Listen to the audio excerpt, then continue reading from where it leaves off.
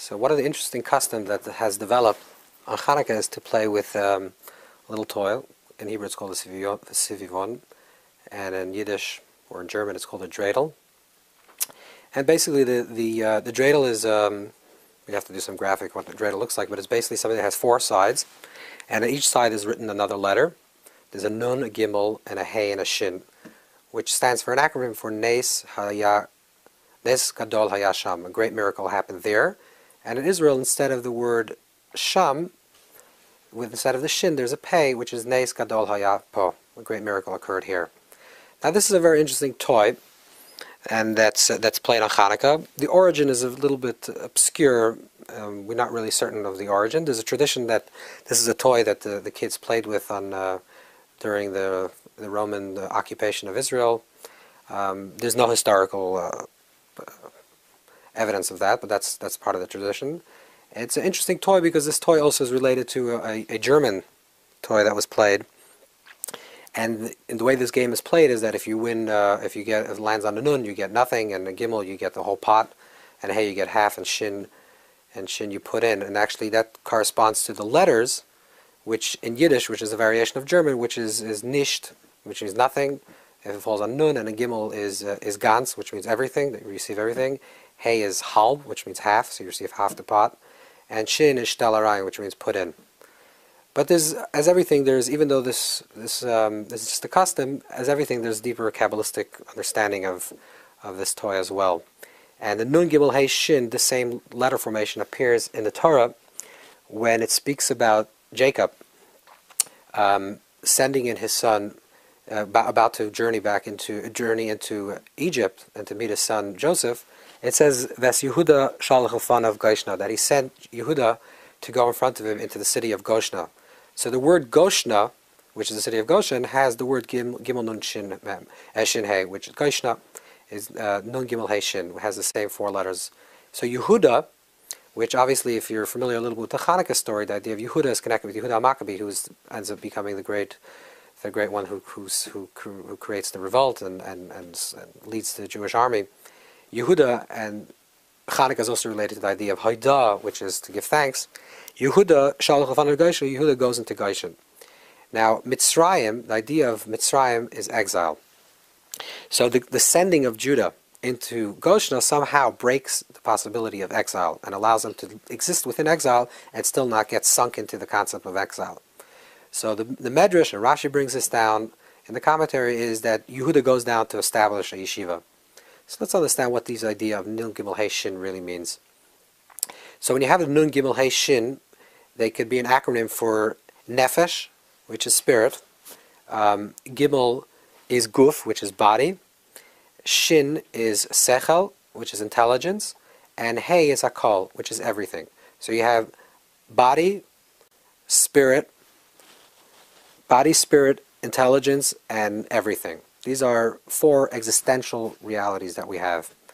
One is our body. We have a body, we have a spirit, we have our soul, we have our mind, and then we have the combination of all these three. Now if you take the dreidel itself, what you're doing is that there's four sides, so each side represents a boundary. The definition of a box, a square, is that things are squared in. So this definition means that there's a clear definition of the limitation of that. So if you take Nun Gimel Hey Shin, which represents body, spirit, mind, and ontological, existential, full reality, these represent the four constrictions that we can experience internally and that are externally imposed on us. These four collectively correspond to the four great exiles. Traditionally there are the four great exiles, which is the Babylonian exile, the Persian exile, the Greek Assyrian exile, and the Roman exile. These four exiles were predominantly focused on another aspect of these four letters. The Babylonian exile was the exile that was the destruction of the first temple. That broke the spirit of the people. The second exile was the Persian exile, the story of Purim, which was the desire to the annihilation of the physical body, which corresponds to Guf, the body. The third exile, which is the Greek exile, which is the story of CHANUKAH, which is the Greeks, was the Hellenization of ancient Israel, is the mind. That's Seichel, or Po, philosophy. And the Hey, existential, is the Roman exile, which is everything. It's a totality. It's a hodgepodge of all types of concepts of exile, of restrictions.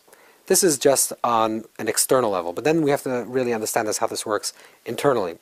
Internally, there are certain limitations that we put upon ourselves, and we impose upon ourselves, and we say these are our limitations. So we'll say, I have a body, and I can do a certain amount of things, but my body doesn't allow me to do this. I would love to do this mitzvah. I would love to keep Shabbos. I would love to do this. I would love to do that, but just my body doesn't allow me to do that. Or my spirit doesn't allow me. I don't feel spiritually connected. I can't. I feel like a hypocrite. I shouldn't really be doing these things. Or my mind, I can't really wrap my mind around this idea. I still don't grasp it well. And the truth is, the more we subscribe to our own limitations, and the more we convince ourselves that these limitations are real, the more we actually end up living them. When you believe in your own limitations, you create those limitations for yourself, and that's your exile. We box ourselves in. That's the idea of a dreidel that's standing. We create boundaries. We say, I only have a certain amount of strength. I can't do this more. I can't think about this. It's way beyond me. I can't feel it. It's way beyond me. These are the limitations that you put upon yourself. That's constriction. That's exile. Then we take the dreidel and you give it a spin. And what you do when you take something and you spin it, when you spin something that's square, it becomes round. So there's no longer a definition. The nun now exists on the other side, and the other side, and the other side, very quickly spinning around. We're taking something that's square and we're rounding it. When you take something that's round, there's no beginning and there's no end, which really deeply means there's no longer a limitation. The limitations that we thought actually exist, a body, is no longer there. The limitation that existed in spirit is no longer there. It's not that that the simple turning of the dreidel actually creates that, but it's the meditation, the kavanah, the intention that we're having now is just saying Chanukah represents the miraculous. In a time of miracle, everything is possible. Most of the things that that are holding us back in our life are self-imposed. They're not actually real. These are things that we've created images maybe from our parents or from our upbringing. We've created images of who we are as people, what are our limitations, then we subscribe to them, then we live them out. Chanukah tells us, live the miraculous. Spin out all your squareness. Anything that has limitations, anything that has boundaries. First of all, nothing is actually square. What was one time is on the right side, and a moment later can be on the left side. That's a gagal achazah. Things are turning. So nothing is ever square. And besides that, if there is something square, there is some type of limitation, break yourself out of that. Believe in the possibility of creating the miracle, and the miracles would occur. And this is why there's a deeper kavanah, deeper intention. Even when we spin the dreidel, it's really connected with the consciousness of Chanukah, the possibility of creating miracles in our life, and not subscribing to the limitations and the concealments that we experience.